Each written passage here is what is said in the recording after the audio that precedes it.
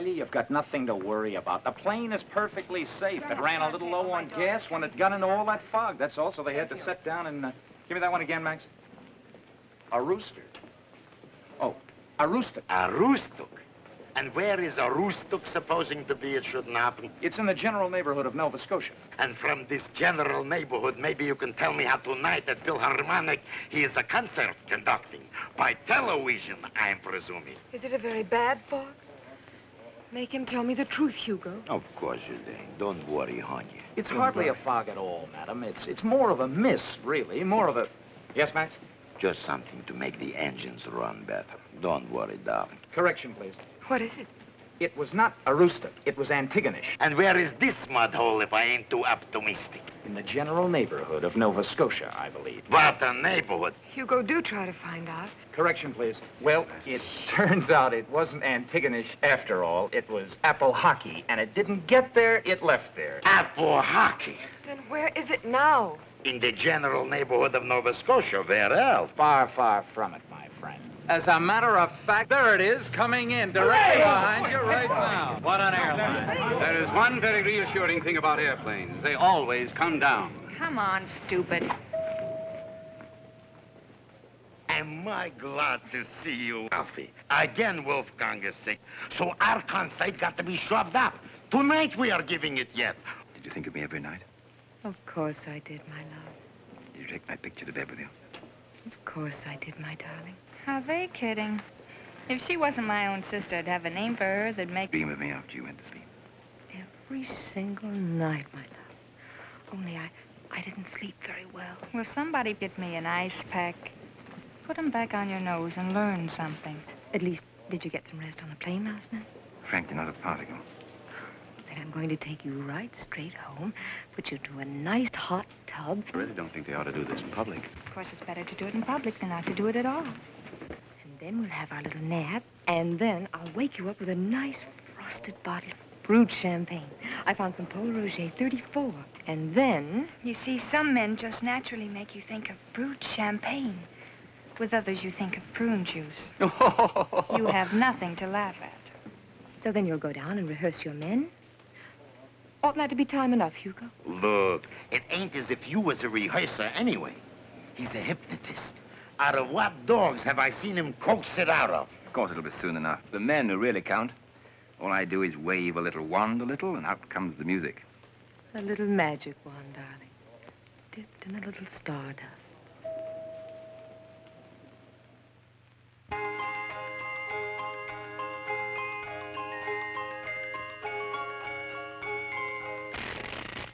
Short was me. Don't that drive you nuts? Always leaving you hanging up on the meat hook like that? I confess it is quite irritating, sir. I suppose I ought to wake him up if he's going to see anyone before the concert. Oh, give him a couple minutes. Ain't you ever been in love? Da, da, da, da, dee, da, da, da, dee.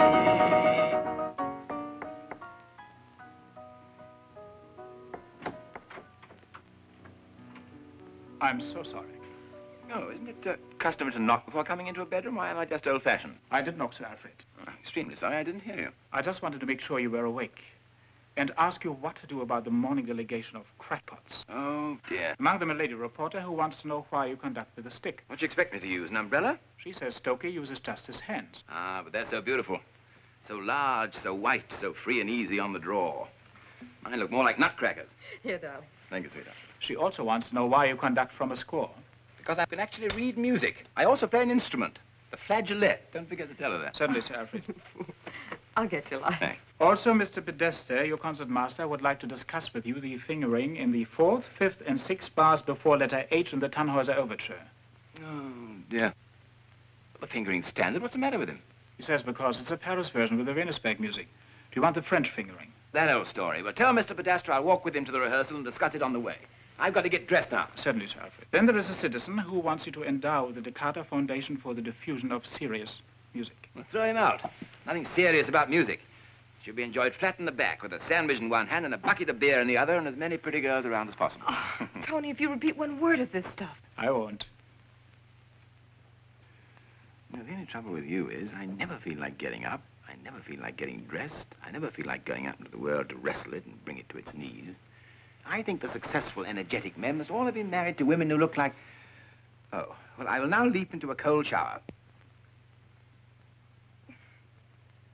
I'll take it.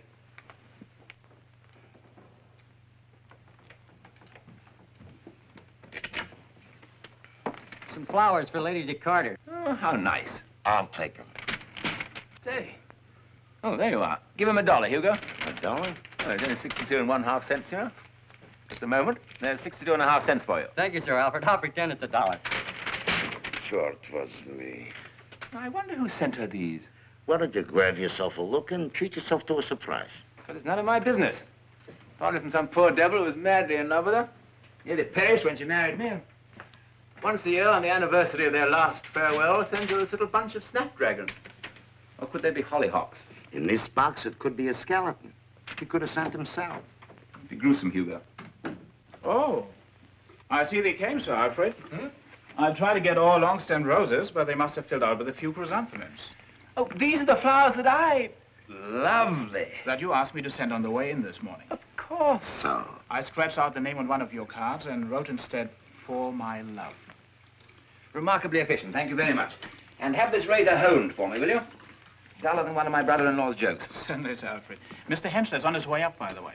What does he want? He did not inform me. I've already seen him once today. I mean, just because he's married to my wife's sister doesn't entitle him to...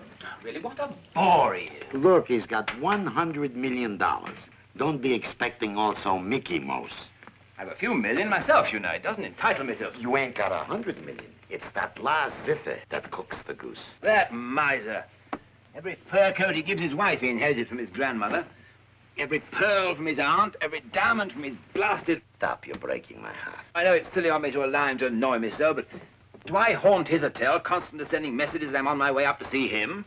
Do I use the vaguest of all relationships, two strangers who marry sisters, as a wedge for the purpose of... Mr. August Henschler, sir. Good morning again, August. I've never seen you looking better. Well, do you want to see me alone or in committee? Or is it really necessary for you to see me at all? Well, if it wouldn't be too much trouble, good morning. How'd you do? Remember, you have a lot of other jerks waiting for you in front room after you get through in here. I'll take the razor down to the barber shop. Now, my dear August, what happy updraft wafts you hither? Thank you. Now, let me see how to begin. At the beginning. Yes, quite so. You are no doubt aware, Alfred, that I have a deep sense of family obligation. I wasn't aware of it, but I'm willing to take your word for it. We are brothers-in-law, aren't we? I'm afraid we are. There's not a blasted thing we can do about it. Oh? It may come as quite a shock to you, Alfred, to realize that I don't actually relish being your brother-in-law any more than you relish being mine. No? Yes. In the first place, I hate music, which doesn't relieve me from having to snore through every confounded soiree that you promulgate. Soiree? Precisely. And in the second place, I am embarrassed about the product that your family made its money out of. And in the third place... Just as good as sucking mortgages, if you should happen to ask me. It may be, but I prefer mortgages. And lastly, as a humble American, the only titles that I have any use for are in my vault in the Guarantee Title and Trust Company. I see. Well, you have my deepest sympathy, August, but I am a baronet, I am a band leader, and my family's product has kept England on time since Waterloo. There it is. Now, if I may inquire again for the reason to this happy visitation... I'll come to the point at once. When you left for England and asked me to keep an eye on your wife during your absence... Keep an eye on my wife? I naturally accepted in the same spirit that I'd expect you to display had I asked you to keep an eye on my wife while taking off, let us say, for Zanzibar. When are you leaving? I said if. Oh. What I didn't know, and I don't see very well how I could have, was that my dear mother, who is probably public hypochondriac #1, would wire me the same day, ask me to join her in Palm Beach because of a slight indisposition. I'm distressed to hear it. I suppose she's related to me also in some way. So faintly, it's hardly worth mentioning. Good. I'm sorry anyway. Oh, we're quite used to it. If it isn't one part of her that's ailing, it's another, and she seems to have so many parts. For a woman of her age, that is. However, to return to our muttons, you asked me to keep an eye on your wife, and I assure you that had it been possible for me to do so, I would gladly have done so. I don't doubt it for a second. But if it was any trouble or inconvenience in any way... Nothing is too much trouble for the busy man. If you ever want anything done, always ask the busy man. The others never have time. Now, you asked me to keep an eye on your wife, and I assure you that... Keep repeating, keep an eye on your wife, as if it had some special meaning. I don't know what you're leading up to, but for some reason I feel my back hair rising. But you see, Alfred, being a little nearsighted, I couldn't very well keep an eye on her from Palm Beach. Nevertheless, I did not fail you. Again, something's happening to my back hair. I don't recollect saying anything to you at the airport except possibly goodbye. But if I did say keep an eye on my wife for me, I meant see if she's lonely some evening, and if she is, take her to the movies, you and Barbara. But you didn't say that. You said keep an eye on my wife for me. Well, supposing I did. How could you do it from Palm Beach? With detectives. With detectives? With detectives, you stuffed moron! Control yourself, Alfred. Control yourself. This is entirely uncalled for. Kindly release my scarf. You dare to inform me you had vulgar footpads and snap-brim fedoras sluicing after my beautiful wife? I believe it's called sleuthing, Alfred. Alfred, kindly let go of my shirt. You're tearing it. There's nothing to be so upset about. Good heavens, I merely had a tail. You merely had a what? I give you my solemn word, August, if I don't regain control of myself in a few minutes, concert or no concert, I'll take this candelabrum and I'll beat that walnut you use for a head into a nut burger, I believe they're called. Please try to keep cool, Alfred. Keep cool, Alfred, my sentient aunt. I am outraged. Please, Alfred. Low as my opinion has always been of you, August, little as I've ever expected of chivalry or even common dignity, today you've sunk below even yourself. This is the sewer, the nadir of good manners. I really think you're exaggerating a little, Alfred. I've always used detectives to some extent, and so has my whole family. One of my aunts even married one of them, although I must admit she was quite elderly at the time. Then your whole family is contaminated. No man who employs detectives should ever be disappointed. I hope every time you've engaged these vermin, you discover that you had antlers out to here, that you were the laughingstock of the city, that you came crawling out of the agency, your face aflame, your briefcase stuffed with undeniable evidence of your multiple betrayal, dishonor dripping from your ears like garlands of seaweed. I forgive your insults on the grounds that you were excited, Alfred. I forbid you to forgive me anything on any grounds whatsoever, and I may still punch you in the nose at any instant. Now get out of here and never speak to me again. This isn't some public place where your silence might cause comment or embarrassment to our wives. Oh, dear. I don't imagine that you'd be much interested in the operator's report. Yes, I would. Although it contained a couple of passages that I, for one... But you, for one, what? Now get out of here before I do the same to you. I suppose I'll see you at the concert this evening. I've already bought 2 tickets. I suppose so. I'm usually there on the nights I conduct. I see.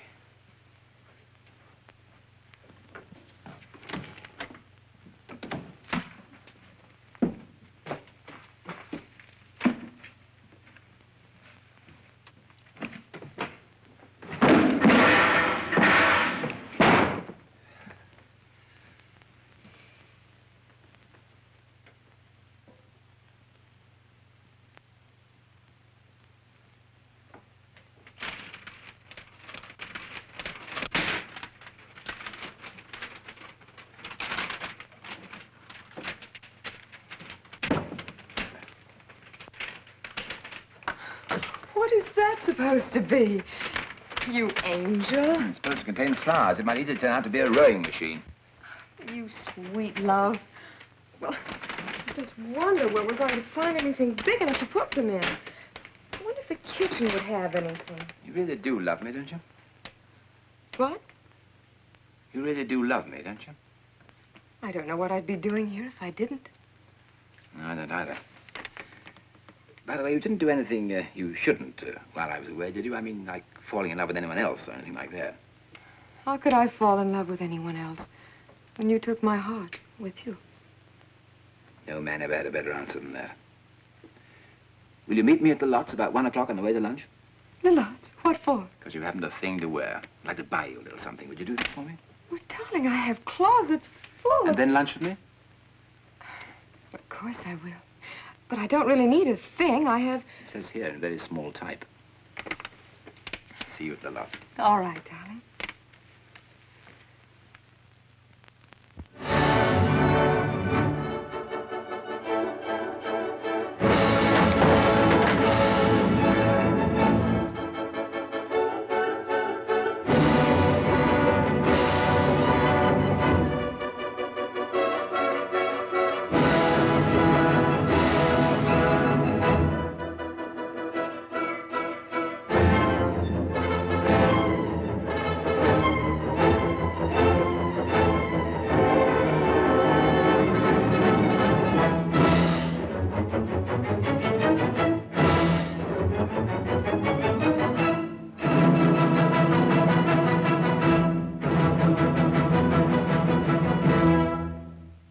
Gentlemen, merely to follow the wishes clearly expressed by the composer, pizzicato con molto vibrato, like a dentist chipping out an old filling.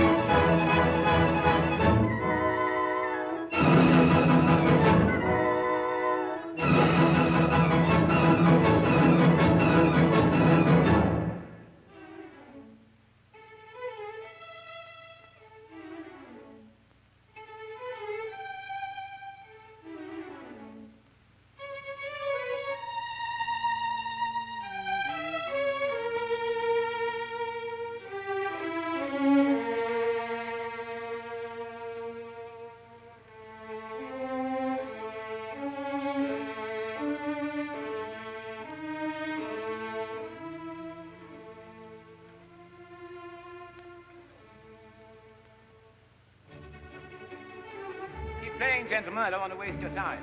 Dr. Schultz. Yes, Sir Alfred. Yours is my favorite instrument in the entire orchestra. I've been looking at you, but I can't hear you.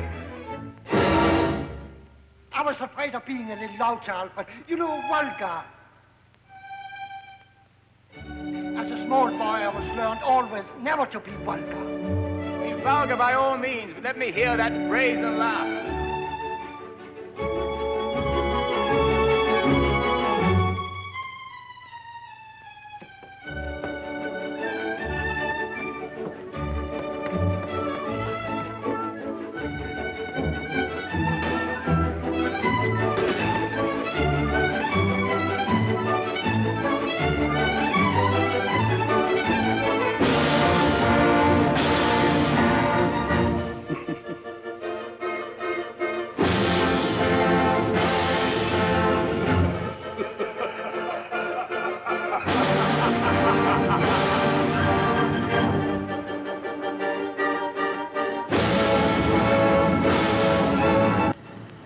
Okay. Follow your nose to first door. Open door, walk through, come to wall, stop.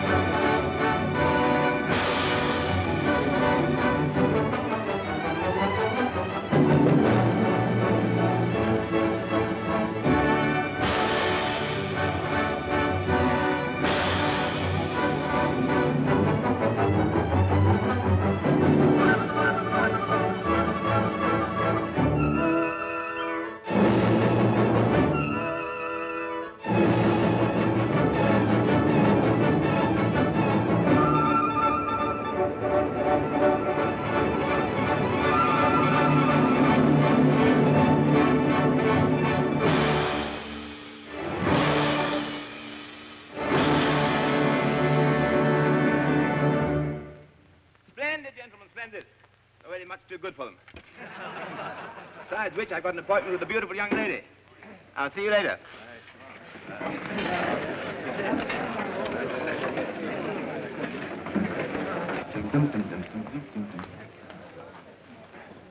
This gentleman says he has something for you.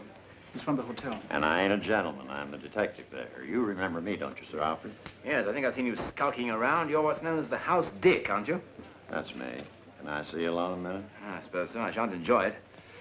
Hot work. I'd like to make this alone if it's all the same to you, buddy. Oh? Very well. Beautiful music, sir. Thank you. Just beautiful. Thank you very much, Stuart. Now, what do you want? Sorry to sound sharp, but I feel extremely unsympathetic towards all detectives this morning. It's all line of duty with me, boss. Just shows you the kind of service we're giving you at the towers, that's all. We don't know just how it got in the hall. We're investigating that. But we found it and saved it for you. It's Detective's Operator's Report. I glued it together myself. I see. You read it, I presume? Just enough to glue it together. I see. You concluded that when I tear papers up into small bits and throw the bits into a wastebasket and kick the wastebasket out of the door, it's because I wish to keep the papers that go to make up the documents. Is that correct? Well, we didn't know, Sir Alfred. The head maid seen this basket come flying out, and she called me, and I just used my own judgment, that's all. Very astute. You customarily shove your nose this deep into other people's business? Look, boss, as far as I'm concerned... Have you a match, at least? Huh? A match. One of those little wooden things that you strike on the side of a box. Yes, sir. Light it, please. Yes, sir. Now, get it going well. That's fine. Now, hold it steady. Next, You boss. see? It was very important to me. Cut it out, boss. Take it easy, will you? I hope you don't know any way of bringing it back to life this time. No, sir. Now, watch closely. You see? Now, why don't you go back to your work at the hotel? There may be some important things for you to do, like spying on decent people, through looking through keyholes and standing on ladders and picking through the garbage. Look, boss, I'm sorry. I only meant to... Look out! Ow! Ow! I'll get something. You better come out, Jules. There's been a bit of trouble here. I'll get the distinguisher.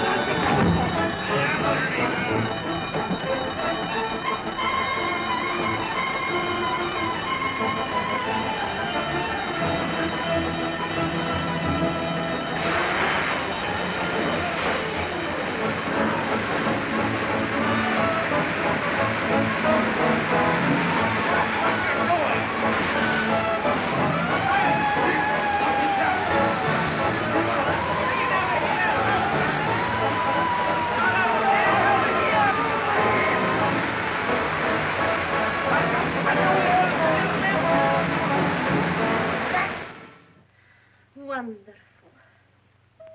Beautiful. Would you take the telephone, please, Lady Dakota? It's sort of... Oh, thank you. What a lollipop. Hello?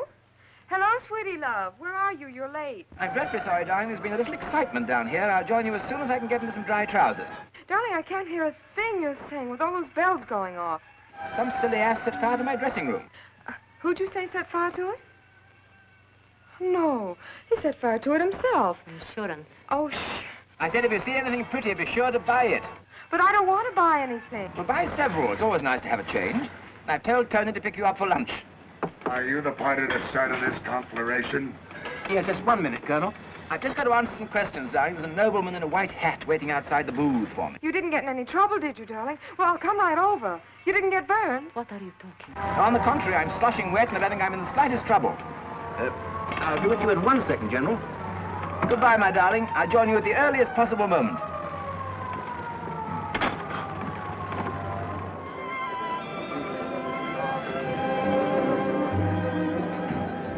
Hello, Rennie. Hello, Colonel.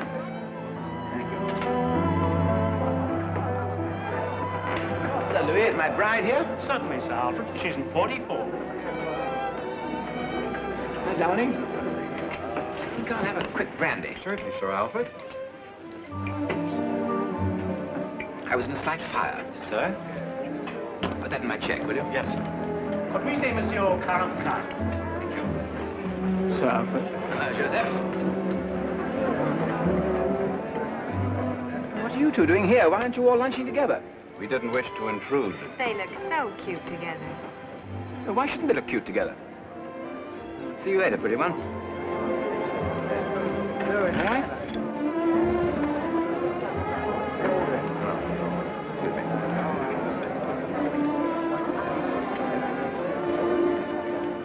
I'm so sorry, my darling.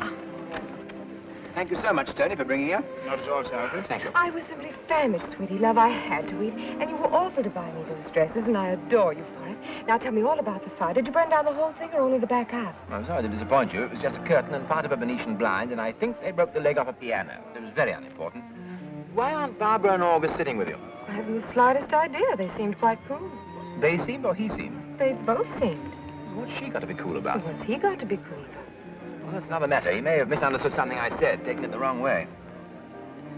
By Jove. What's the matter, darling? Excuse me 1 second. I'll have the right thing.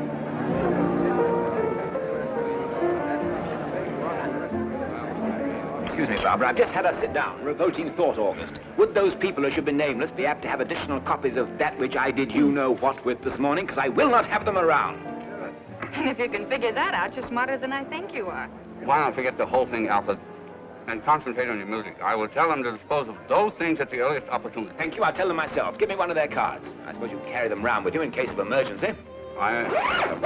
What's all the mystery? Did he do? The mystery is you're married to a square from Delaware, if you're familiar with the appellation. That's no mystery. The whole world knows it. There you are, Alfred, but I still think that... Thank you very much indeed. Thank you. Well, what's the matter with him? He's getting nuttier than you are. You weren't challenging August to a duel, were you, darling? I saw you passing cards around. A duel? I take him by the back of the neck and drop him into a dustbin. Just remember something, darling. I got to attend to it once, so if you'll be kind enough to excuse me, take care of lunch. But you haven't had anything to eat, darling. I don't want anything to eat at the moment. Perhaps you'll be kind enough to have a sandwich for me, dear, till later. Of course I will. You're all nervous, darling. It's that plane flight. I feel a lot better already. I'll see you in a little while, my love. All right, dearest.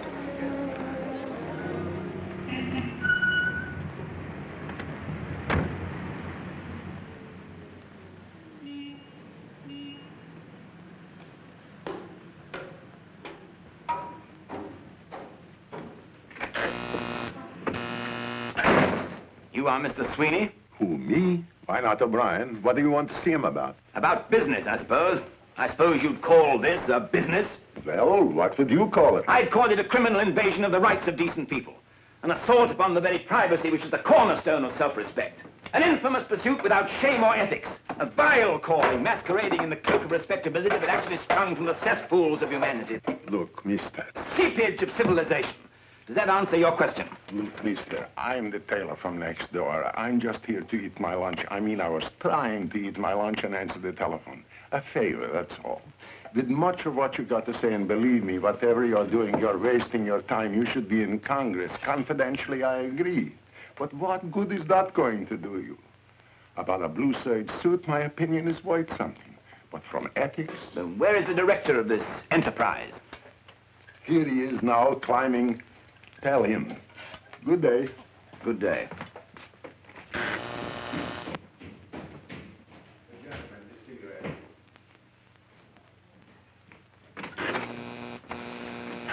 You at last are Mr. Sweeney, I trust. And you are Sir Alfred de Carter. How I've looked forward to this moment, Sir Alfred. I was at your maiden concert in this country, your debut, down there in Aeolian Hall. People said, what do you want to hear that Limey for? What does he know about music? He takes an Italian or a Russian or a Dutchman to bring it out good. But something inside of me said, give the Limey a chance. And I did. Did you? And am I glad I did. That hunch has paid off in gold and dividends. I've never missed one of your concerts. Within the metropolitan area, of course. I'm no millionaire, and I can't afford to travel around the country after you to South Dakota and places like that. Here's to the world's greatest living conductor. Which is hardly what I came to see you about, Mr... The way you handle Handel, Sir Alfred. For me, there's nobody handles Handel like you handle Handel. Really? There's you up here, and then there's nobody. No second, no third. Maybe way down here, a Tura, a poor fourth. That is largely debatable. In any case, what I came to see you about... Hundred Delia's delirious. I usually have my tickets as soon as they're printed. A change in schedule loused me up a little, but I'll get in somehow. I'm bitterly sorry to hear that you're a music lover. I live for music. Without music, I But wouldn't... I'd always hoped that music had a certain moral and antiseptic power, quite apart from its obvious engorgement of the senses, which elevated and purified its disciples, lifting them out of and above professions like this infamy. Oh, Sir Alfred. So spare me your compliments. The flattery of a footpad is an insult in itself. Oh, you mean a flatfoot, don't you, Sir Alfred? You don't mean a footpad. I mean a footpad. And now that I know that you like them, I shall probably cut Handel and Delia's out of my programs forever. Don't talk like that, Please Sir Alfred. refrain from mentioning any other of your musical favorites and poisoning those for me also. You're just hurt. I can see it. You read that report, and naturally it upset you. We fall for these little dames and try to believe they're in love with us when every morning our shaving mirror yells they can't be. Till one day we find out that youth belongs to youth, like you just done. And Take your hands off me. Oh, don't be sore at me. What have I got to do with it? I suppose it was me that went down to 3406 in the middle of the night wearing only a negligee and stayed for 38 minutes. I suppose that's the part that bothered you. Usually is. 3406. Yeah, I think that was the number. I got it here someplace if you want it. There's only circumstantial evidence. Why don't we give her the benefit of the doubt? Maybe she couldn't open her toothpaste, and you was in England, so she goes down and gets this guy to do it for her. Or maybe she's seen a mouse in her room, and it upset her, and she wanted company. Of course, that one's kind of thin. Oh, why don't we give her the benefit of the doubt anyway? Maybe she woke up out of a bad dream, and without thinking where she was going, slipped into a negligee and... Are you presuming to discuss Lady de Carter, my wife? Well, you read it, didn't you? Oh, I thought that's why Hensher said he wanted... Holy Moses. Here, sit down someplace. Is this the only copy? That's the original. You're a wise man. I've been through it. Only I wasn't as smart as you are. So I lost my piano and my savings and a little shack I had down at the beach. And her. So what have I got now? Maybe I shouldn't be saying it. But if it was me, I'd never have him tailed. I'd never try to find out nothing. I'd just be grateful for whatever they was willing to give me. A year, a week, an hour.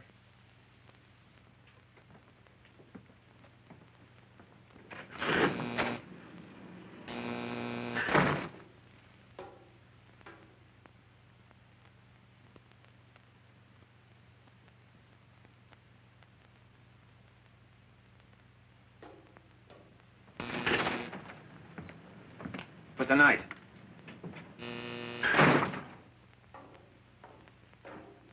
Sir Alfred. I'm sure I would know about it, sweetie, although this joint is a little like Grand Central Station. Well, I just thought he might be, that's all. Well, I'm sure he isn't. But wait a minute. I'll go and ask Casanova.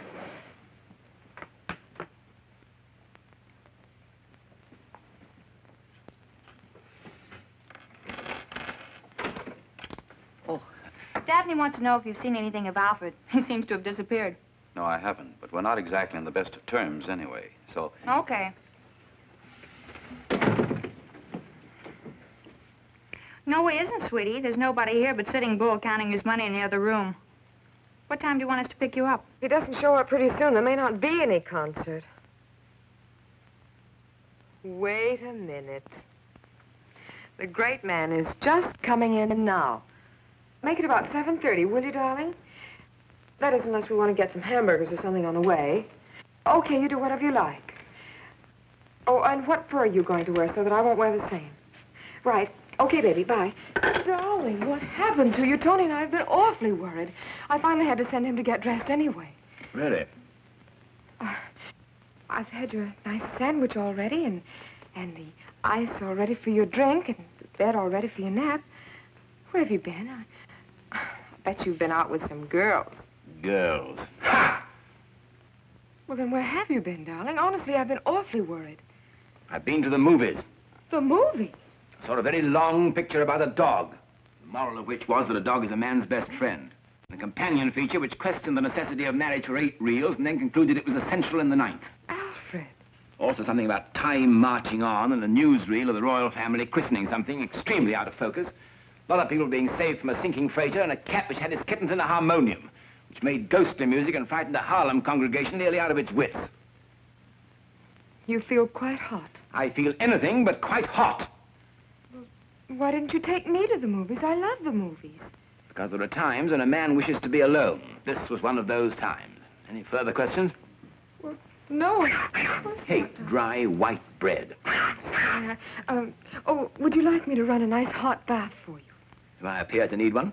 Oh, no, of course you don't, darling. If I decide that I need a nice hot bath, I will draw one. If I don't, I won't. Alfred, you're going to make me cry. Oh, darling, please eat some of your sandwich anyway, won't you? You can't go all day and all night without eating. Thank you for your solicitude. I hate breast of turkey.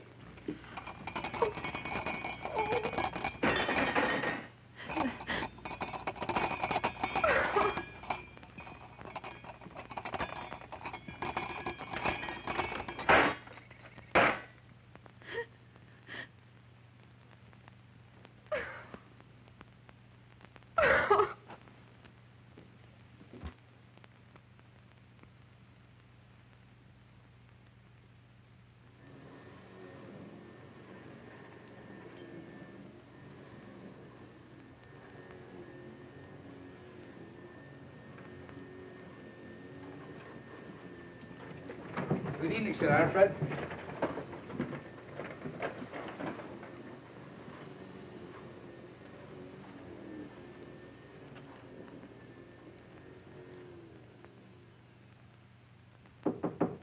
Come in.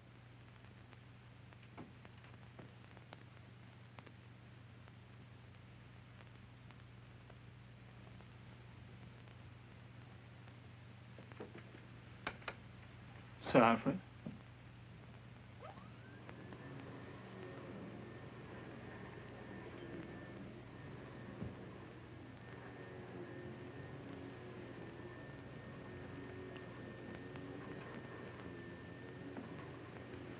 Was there something, Sir Alfred?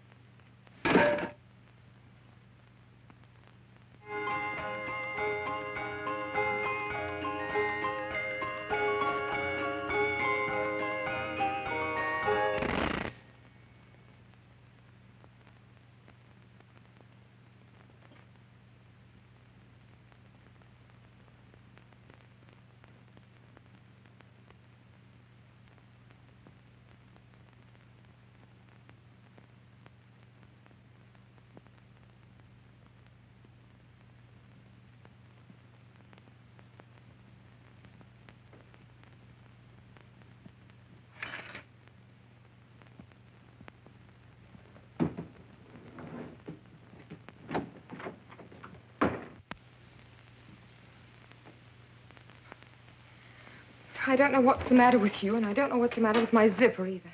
Will you see if you can close it for me? Turn around.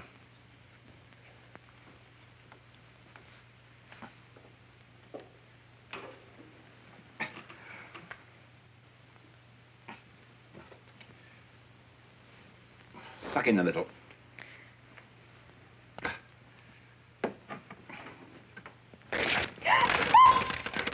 What's the matter with you? That's a fine thing. Now I'll have to change into something else. Well, change into something else. You certainly aren't suffering from any shortage.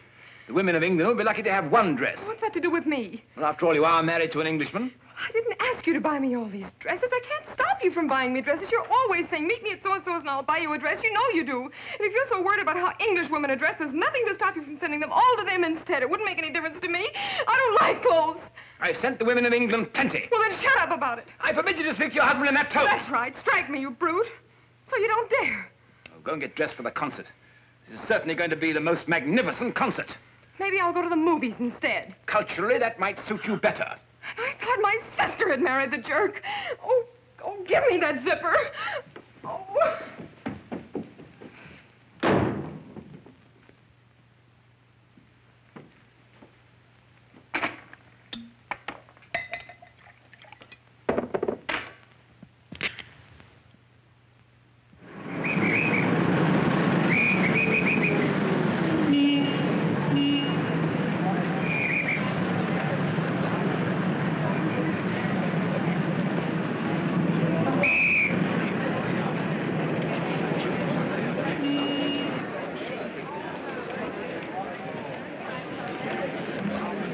Next aisle over, the usher up will give your program. Straight ahead, please. Last aisle over, the usher up will give your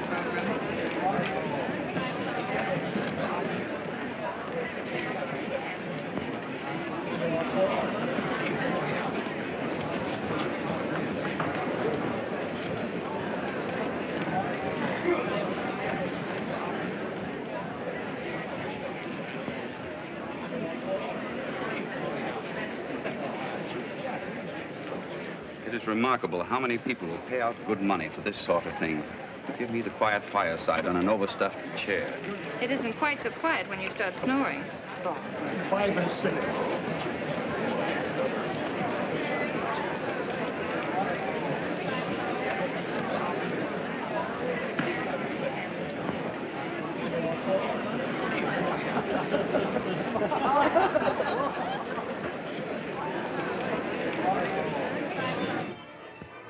You ever been in love, Jules? Oh, devotedly, sir. What would you do if you discovered that your wife had, well, this is purely hypothetical, of course, had, if you can think of a softer word, been untrue to you? Untrue to me, sir? Oh, I think it's most unlikely. First of all, where would she find anybody, sir?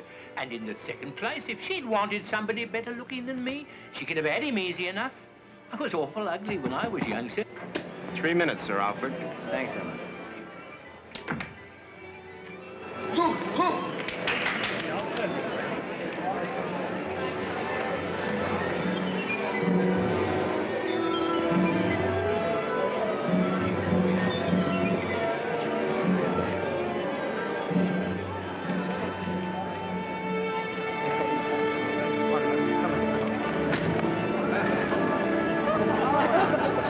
Why don't you look what you're doing?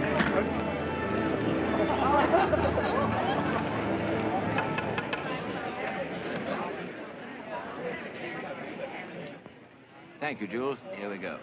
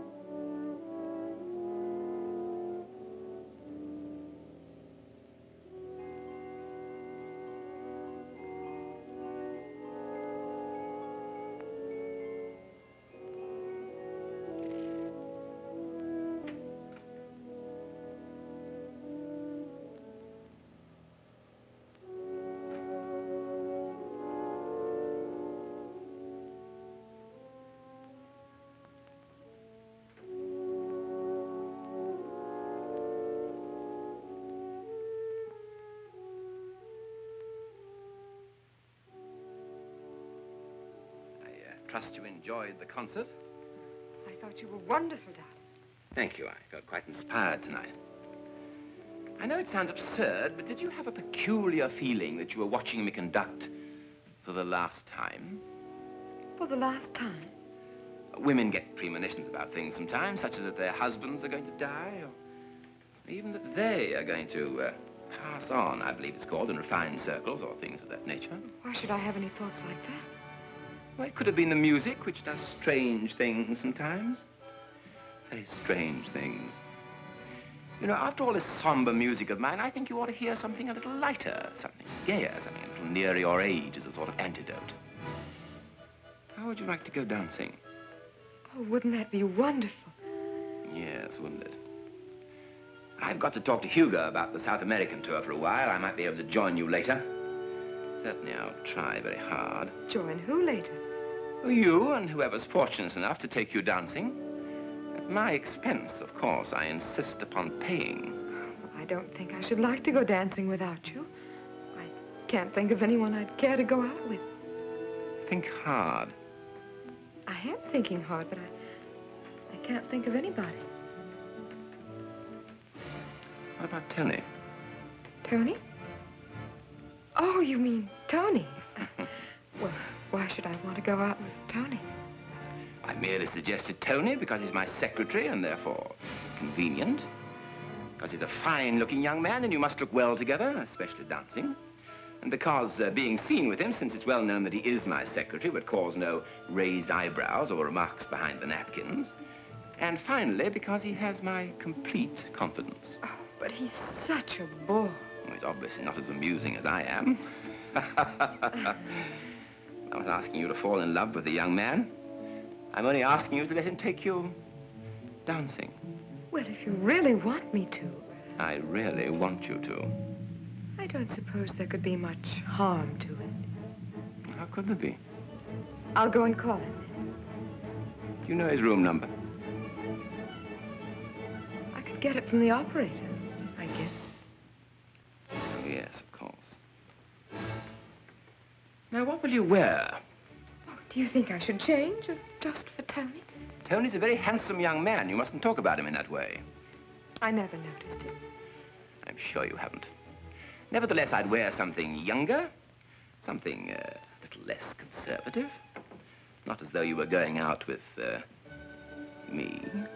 Oh, you mean like that purple one with the plumes at the hips? Yes, why not the one with the plumes at the hips? Now, go and call Tony and tell him to pick you up in, 15 minutes exactly. And then put on the purple one with the plumes at the hips. Run along. All right, darling. Thank you.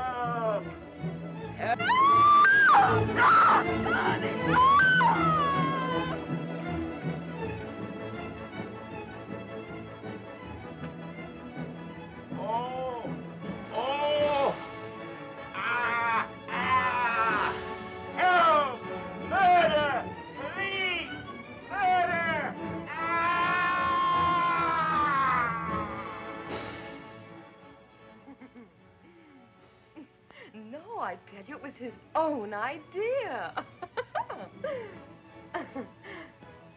You're sure you won't mind, Tony?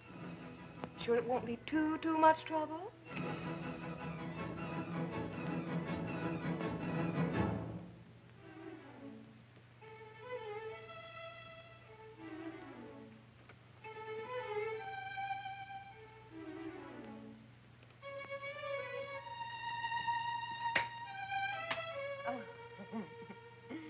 All right, honey.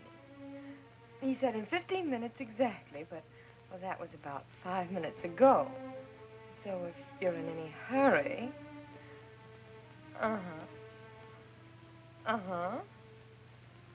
Mm-hmm.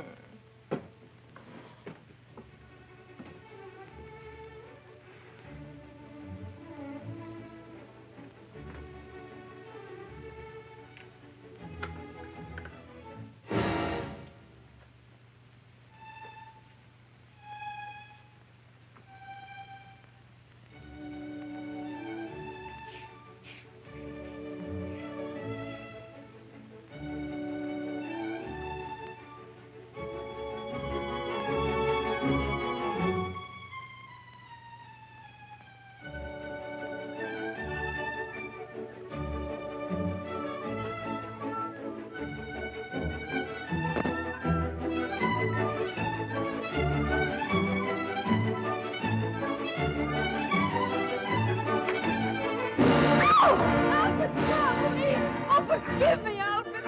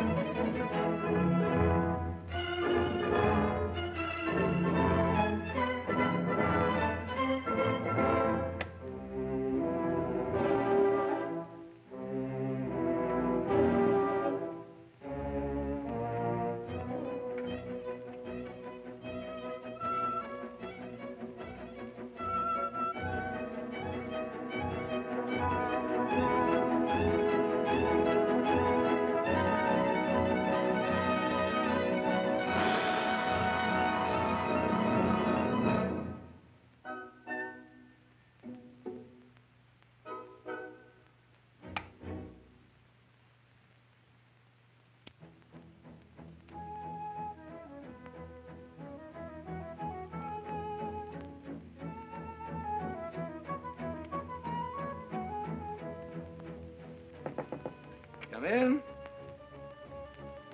Good evening. Ah, there you are, my boy. Extremely kind and devoted of you to take my place for tonight with Daphne, which I hard to presume amuses you, as no doubt you like older women.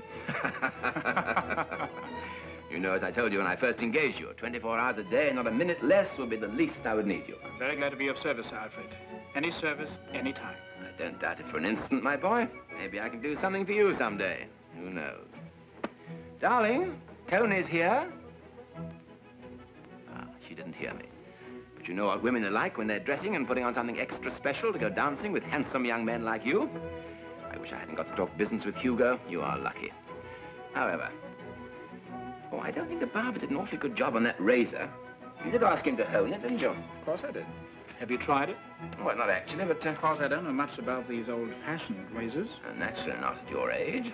Isn't there something about taking a hair from your head? Yes, that's right. Oh, that's splendid. No. Hold the blade in your hand. Along your hand. That's right. Hold it firm. That's fine.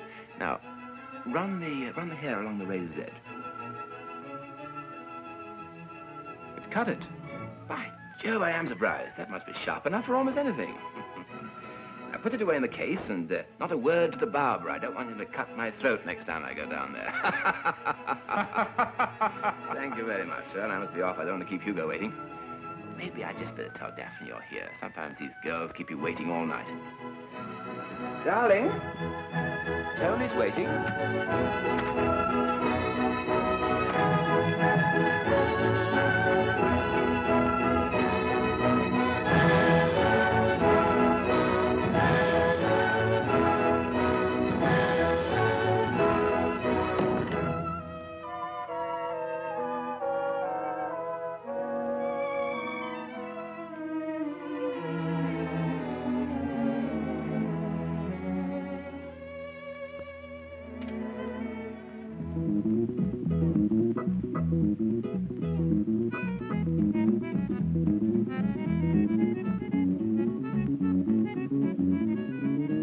Good night, darling.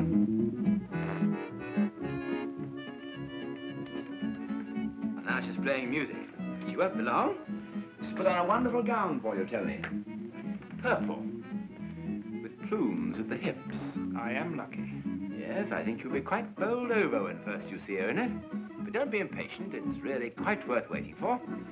Good night. Good night. Thank you so much again.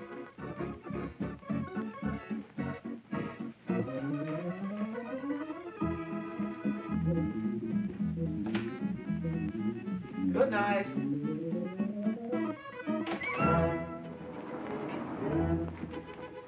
Thank you.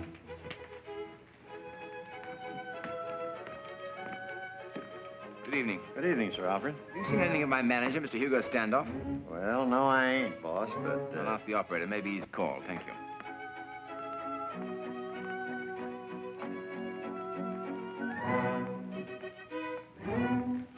Good evening. Oh, good evening, Sir Alfred. Been any calls for me? I've been expecting my manager, Mr. Hugo Standoff. No, Sir Alfred, I haven't had any. Maisie, have you had any calls? No, I haven't, Sir Alfred. He should be here by now. There's been plenty of time.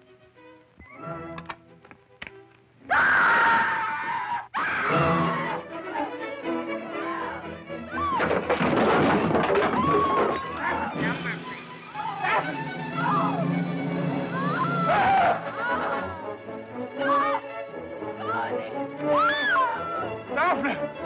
Daphne! What is it? Wait a minute. It's your apartment, Sir Alfred. It's Lady Daphne. She's calling for help. She said, Tony, stop, Tony! Do something! Do something! Call the police. Quick, follow me upstairs.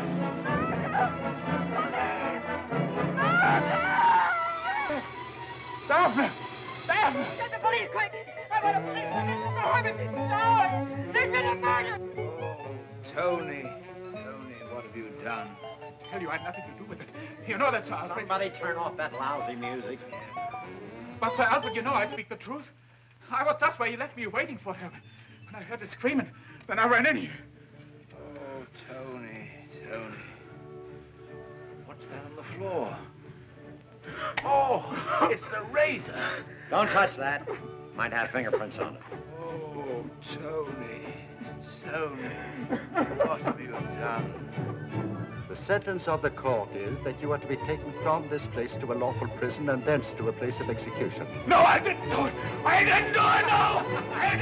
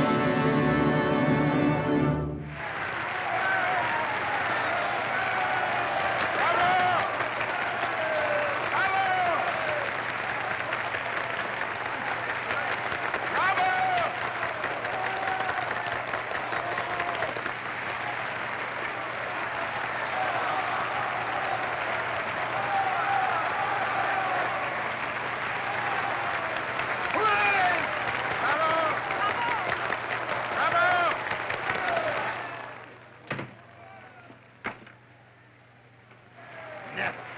What? Never since the invention of that most beautiful of all musical instruments, the symphony orchestra, has it been played like you just done. Don't flatter me. Flatter? Compared to the truth, I'm insulting. What did you have in your head?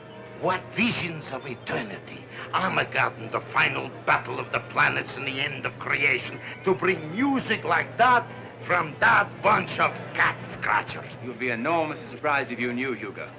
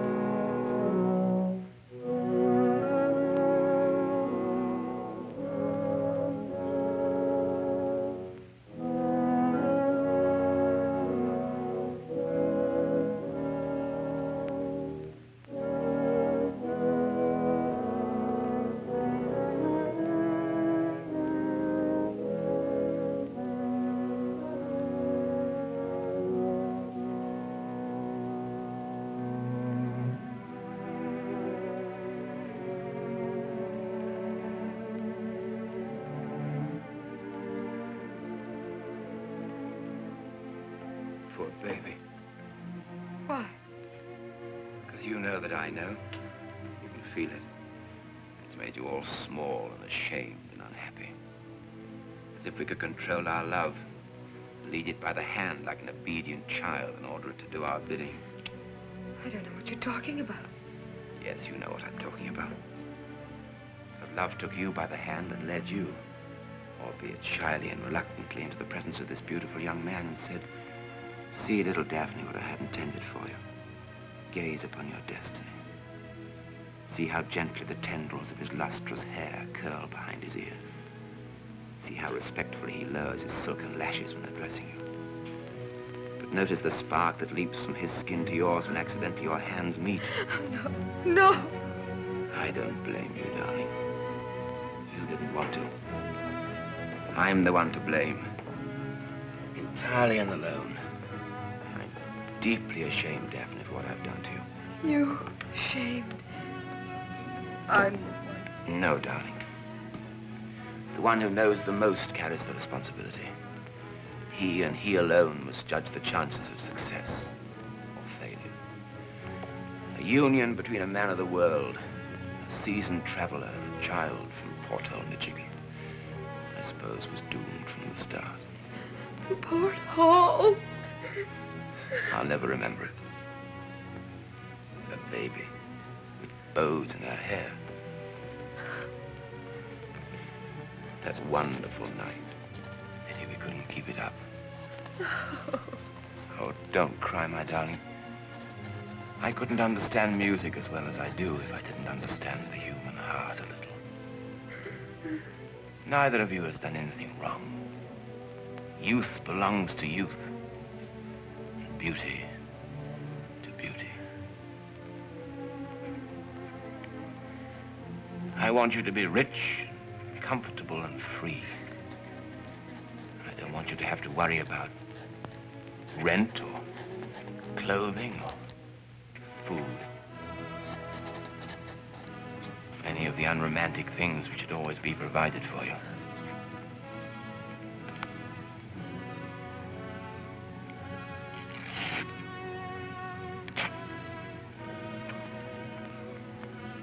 That little head was never made to worry.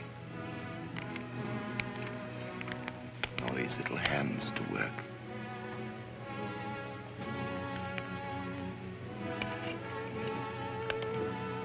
Only to love. To love so dearly.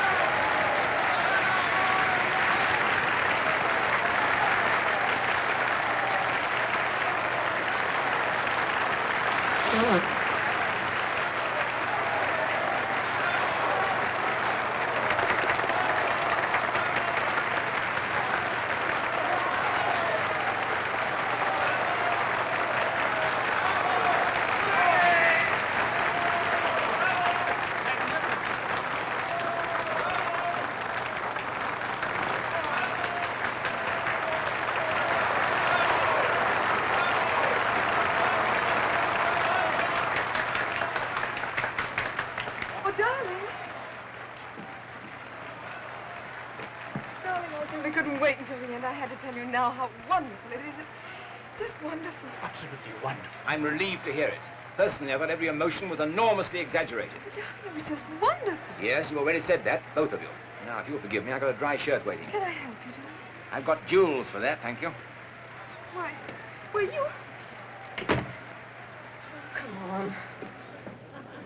You look exceptionally pretty tonight. What'd you say? I said you look exceptionally pretty tonight. I can't imagine why I should. Maybe it's the music. With me, music goes in one ear and out the other. Oh, there you are. How is he? I don't know what's the matter with him tonight. Too much temperament. Give me the simple viewpoint. You've got it, boy. You don't have to yearn for it. Bob.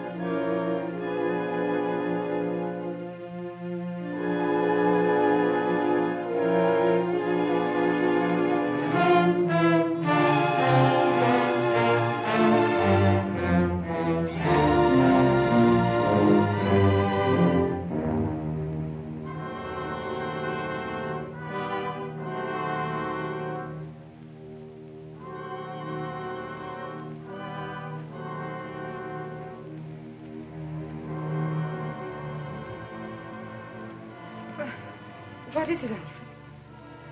First of all, I want to apologize to you both for being so abrupt with you backstage at the concert. But somehow, when you happen to be perfectly aware of the fact that your wife is your secretary's mistress... Alfred! Oh, didn't you know that I knew? Don't try and hide behind Daphne, Tony. You'll never hide from me. I don't know what you're talking about. You know precisely what I'm talking about, both of you. You've been dreading this moment, hoping against hope it would never happen, but knowing in your secret hearts that it would. And now the moment's arrived, you're wondering what I'm going to do, aren't you? Knowing that I hold all the cards and that the unwritten law will protect me to the end. I thought of killing you, my dear. I cut your throat with my razor. Your head nearly came off. Oh! But it was your fingerprints they found on the razor, Tony, and you they burned, screaming your innocence. Alfred. It's a relief to hear that in the past tense, isn't it? Then, such is human idiocy, I forgave you. Wrote you an enormous check. Grew maudlin over the necessity of youth for youth. Where and why is this necessity? By what logic does it flourish? What's so precious about the young female? No, Daphne. You shall have no money, and fate will decide which man you are to have and how much of a man he is. Here we have all the necessary apparatus for a genuinely amusing game. Invented by some czarist officers who cared little for their lives, but much for bravery and the conquest of emotion.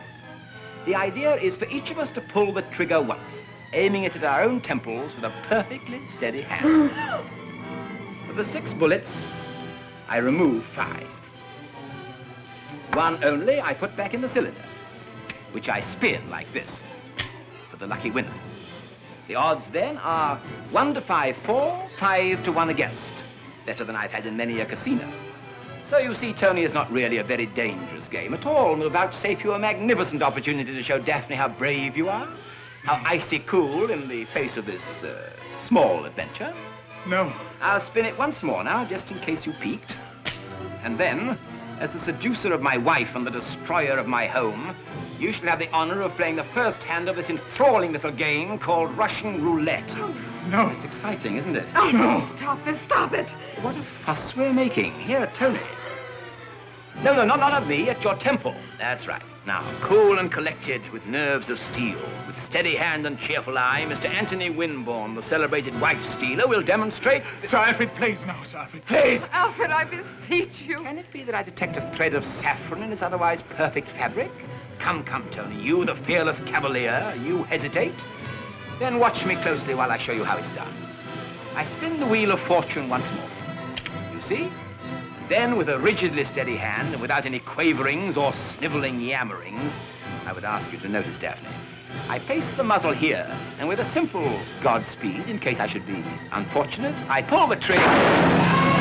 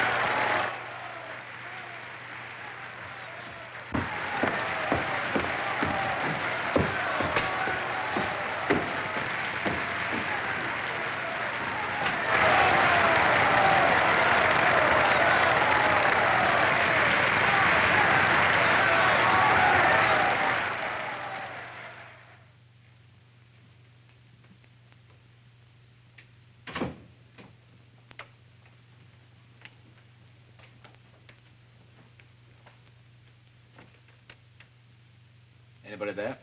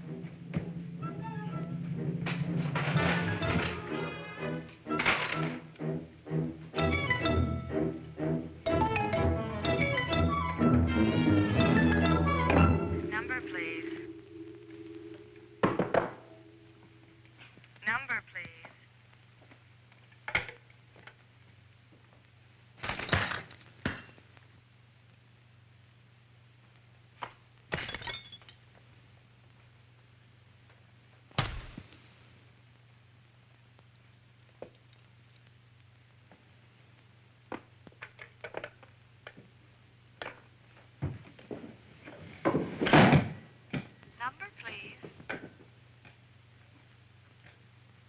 Hello, who is this? Some jerk on the line. Hello, are you trying to get a number?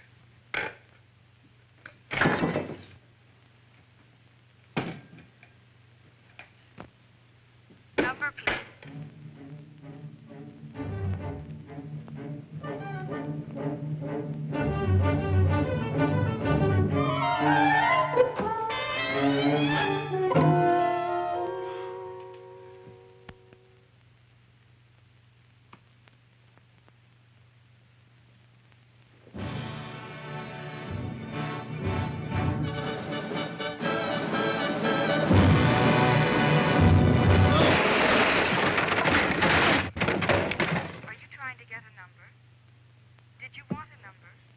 I don't want a number. What makes you think I want a number?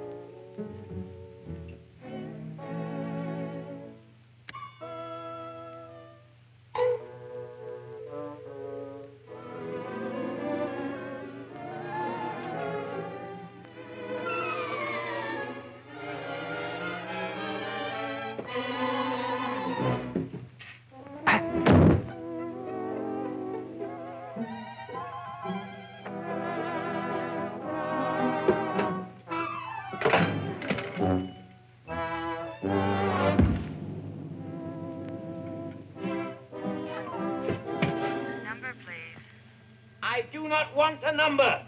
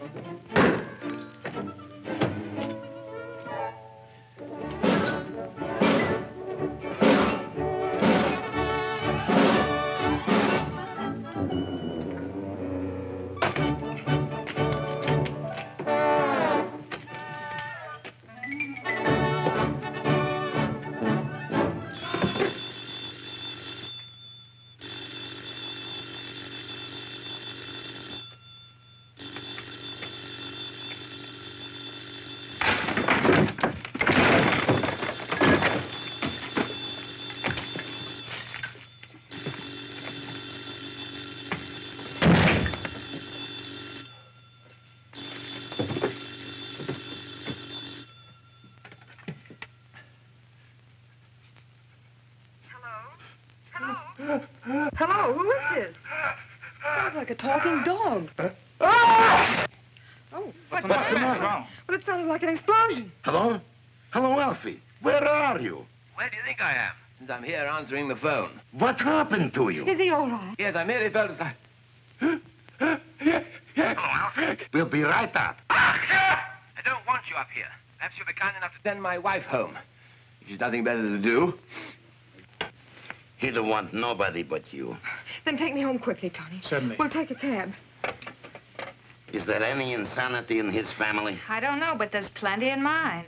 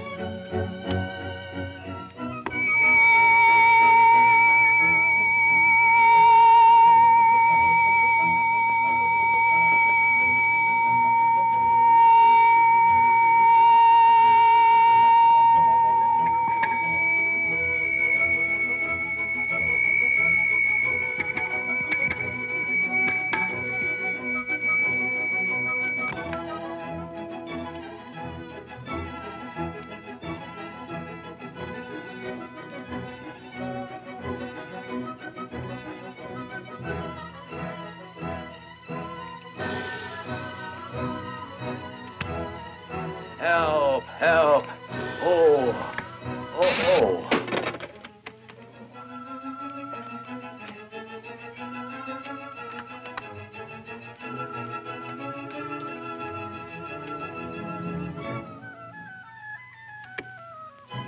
Help, help. Oh, oh. Ah.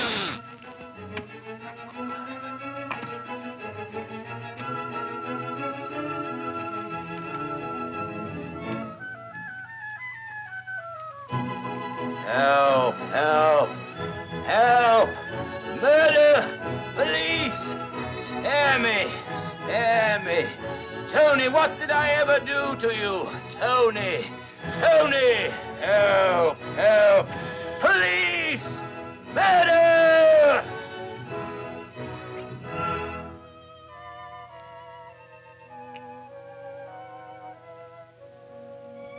Help, help.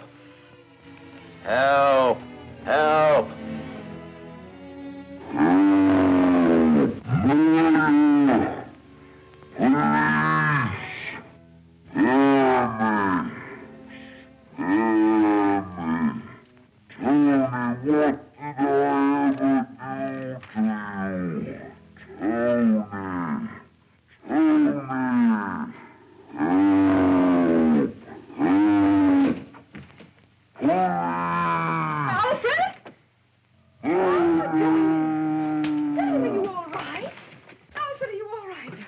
Why shouldn't I be all right? Well, what are you doing down here on the floor in the middle of all this disaster?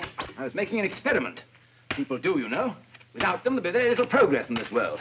I think I'm well within my own rights. I'm doing what I like in my own house. They say in England that an Englishman's home is his castle. Well, of course you're within your rights, darling, but you've made kind of a mess out of your castle. Oh, yes, you darling. What are you laughing about? Did I invite you here? Have you got to be in my house morning, noon, and night? Please go back to 3406 and wait till I send for you. Certainly, sir, Alfred. I was only trying Spare me your explanations until I ask for them. Well, what's he done, Alfred? You're acting like a bear with a sore paw. That's right. Side with him. Well, why shouldn't I side with him? I'll be in 3406. Craven. Darling, let me feel your head. I don't wish to have my head felt, thank you. Apart from marrying you, my head's been perfectly all right for quite a long time. Oh, Alfred. Heavens. Bless you. Alfred, what in heaven's name is the matter with you? I mean, even if you are a musician and an Englishman, don't you think that you're carrying things just a little bit too far? I mean, you walk out with 2,000 people standing up and yelling for you, and you've completely wrecked the apartment, and now you've probably broken your glasses. You have. By the way, I will not be able to take you dancing tonight. Why, who are you taking? I mean, you'll have to be taken by somebody else. I have other plans. Taken where? Dancing. Well, who told you I wanted to go dancing? You're coming down with a heavy cold, and I feel about as much like going dancing as... Really? Wouldn't you like to go dancing with Tony? With Tony? Have you ever seen Tony dance?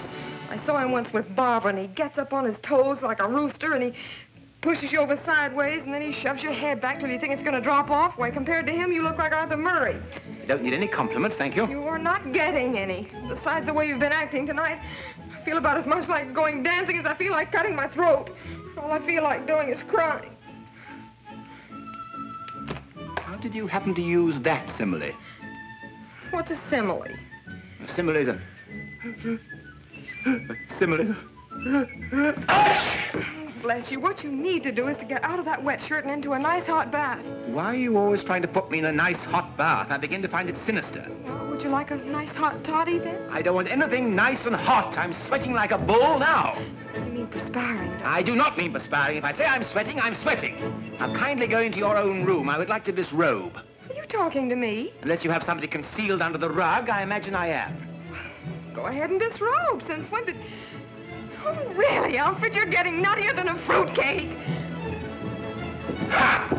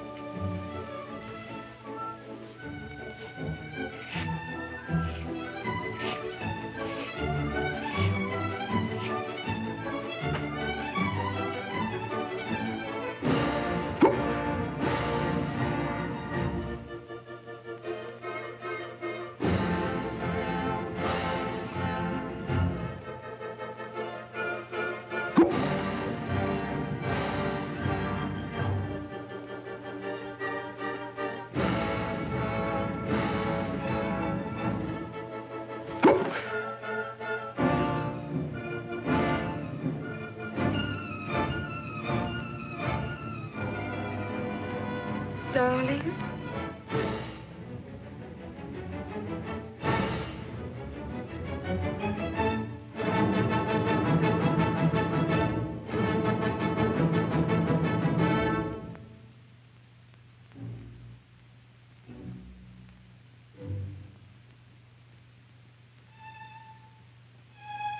Darling. Oh, Alfred, did you hurt yourself? Oh. Nothing of the slightest importance, thank you. Oh, yes, you did, too. You cut your thumb. Oh, I'll bandage it for you. I'll bandage it myself, thank you. What'd you say, dear? I said I can manage quite nicely, thank you. Oh, heavens, Alfred. Darling, those things are so sharp. Here, darling, I'll do it for you. Oh, darling, you ought to be more careful. I'm being quite careful, thank you. People get blood poisoning. Gently now. All right. Well, hold it still, darling. There. Does it hurt very much? No. Oh, I'm so glad. Well, what are you shaving at this time of the night for, anyway? You'll be enormous as a brother. Bless you. Oh, if you won't take a bath, at least don't take your death cold.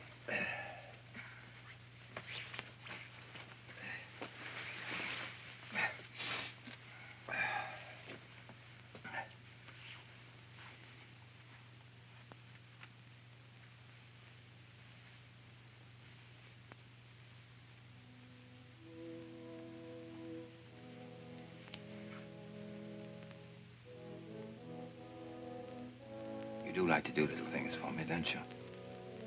Not when you're like this, I don't.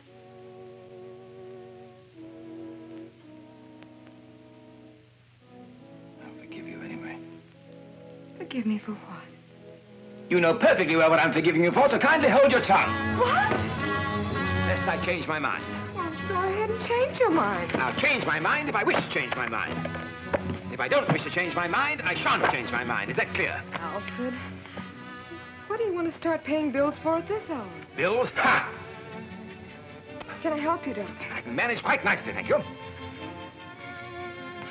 If it were possible just for once to have a little ink in the fountain pens in this house like they do in well-run houses. I know, like in England. Precisely, like in England. Try the other one. We drive on the right-hand side over here. It's a bright remark. Oh, Alfred. Oh, I'll try to find something. Very well, I will not forgive you. Suit yourself. What's the matter with you? You're not laughing quite so hard now. What are you going to do with that? Have you ever heard of Russian roulette? Why, certainly. I used to play it all the time with my father. I doubt that you played Russian roulette all the time with your father. Well, I most certainly did. You play it with 2 packs of cards, and that is Russian bank. Russian roulette's a very different amusement, which I can only wish your father had played continuously before he had you. Oh, where are Alfred, what is the matter with you? You're acting like a crocodile with a toothache. Where are the bullets to my revolver? I don't know. You never seem to be able to find anything. Why don't you call Tony and ask him? He's supposed to look after your things. And how he does. What devotion. And how you thanked him for it tonight. Honestly, Alfred, of all the boys... Just give me one reason why I should thank him, and I'll call him at once. Well, I wish you would. What's his room number? 3406. How'd you know that? Why shouldn't I know it? He's your secretary, isn't he? I must have called him 9,000 times. But you've never been there. Yes, I have. When, may I ask? I don't think I want to tell you that. I shouldn't think you would. Because it's really my problem. Well, unless you want to help me with it. I shall be charmed. You don't look very charmed. It happened while you were in England. Naturally. He called me up one night about 1:30 to find out if Barbara was here, because she told him that she was. But she wasn't. How was that his business? Well, he's married to her, isn't he? Who's married to who? August. Now, don't try and change the subject. We're not talking about... I'm not trying to change the subject. I'm trying to tell you that August called me here to find out if Barbara was with me, because she told him she was. Only she wasn't. But who cares where Barbara is? August, I suppose. Oh, very well. Then where was she? Well, I had this awful suspicion that I didn't want to have. After all, she is my kid sister, and I always hoped that when she said those things about August, that she was just trying to be funny. Wouldn't be very difficult. Well, anyway, I didn't dare tell August that she wasn't here, and I didn't dare call her where I thought she was. Because the kind of a man who checks up on his wife is the kind of a man who hires detectives to help him do it and has telephones tapped. You're describing August down to the last moth in his wallet. So anyway, I told him that she had been here with me and had just left. And then I threw on a negligee and I hurried down there just in case. Hurry down where? To 3406. 3406. 3406, of course! Well, of course, since that's Tony's room. Well, the door was open a little, and so I marched right in ready to give her a good piece of my mind, but there wasn't anybody there, which certainly made me feel a lot better, and I started to leave a lot happier than I'd felt when I arrived, and Then I suddenly realized how terrible it would look if anybody saw me coming out of that room. You know, because Tony's about my age, and, well, to anybody who didn't understand how you and I feel about each other, it would look, well, you know how dumb some people are. Do I? So just before I opened the door, I peeked through the keyhole. And right there, just near the freight elevator, I saw this great big old jerk squinting around the corner. A large, lumpy man with a face like an orangutan. That's right, like a gorilla. Sweeney the detective. August detective. That's what I was afraid of. Well, anyway, he stood there, and so I waited, and he waited, and we waited. For 38 minutes, he kept you there himself. Well, it felt more like 38 years. Well, I actually began to feel guilty. I'd never been in a man's room before, except yours. You wonderful, wonderful, wonderful child. Why, what's so wonderful about that? Telling me this tonight of all nights. Telling you what, my darling? I have no secrets from you. Will you do me a very great favor? I'll do anything you like, as long as you ask me that way. Will you put on your lowest cut, most vulgarly ostentatious dress with the largest and vulgarest jewels that you possess? But I thought you weren't feeling... And then accompany me to the vulgarest, most ostentatious, loudest, and hardest to get into establishment the city affords. But you're cold, darling. There's nothing the matter with me that a couple of magnums of champagne won't cure. I happen to want to celebrate. I want to be seen in your exquisite company. I want the whole world to know that I'm the most fortunate of men in the possession of the most magnificent of wives. I want to swim in champagne and paint the whole town not only red, but red, white, and blue. I want everybody to see how much I adore you, always have adored you, revere you, and trust you. Also, how much I hope you have of warmth for me. But, my darling, I worship you. Then put on your most outrageous dress. Shall I wear the purple with the plumes at the hips? The purple with the plumes at the hips? Yes, you know, it's cut down on one shoulder, and the coat feathers shoot off one hip like a tail of a comet. I know it only too well.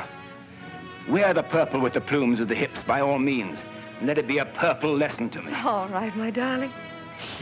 What was the matter with you tonight, Alfred? Something so vulgar, so utterly contemptible and unworthy of a love like yours. I beg of you never to make me tell you. But of course I won't, my darling. I know what it's like to be a great man. That is, I don't really, but having so many responsibilities and so much tenseness. Watching out for and protecting so many people. 1,000 poets dreamed 1,000 years. Then you were born, my love.